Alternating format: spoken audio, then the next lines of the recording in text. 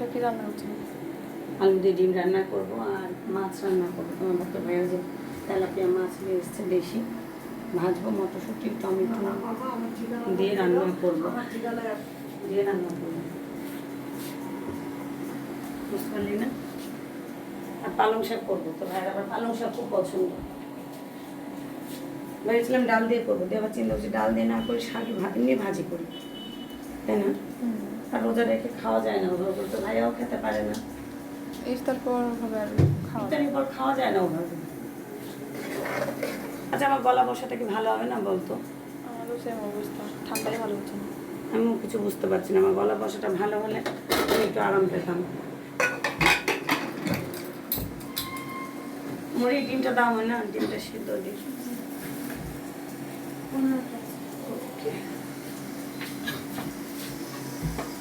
মায়ের সাথে খাবার হলে আমাকে চুলাটা খালি করে দিলে আমি চাপ সিদ্ধ করে কি করবেন?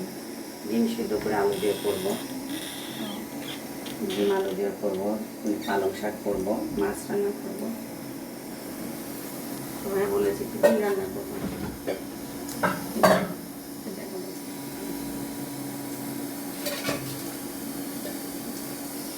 মায়ের সাথে খাবার হলে ডিমটা চাপতে দেবো। আমি ভেবেছি তুই আসবি না। রাখতো না, আমি ওকে ডেকে নিয়ে এসেছিলাম। ছোট ঘরটা আর একটু ঠিক করতাম। নোংরা হয়ে আছে। থাকবি না তুই আজকে? থাকবো।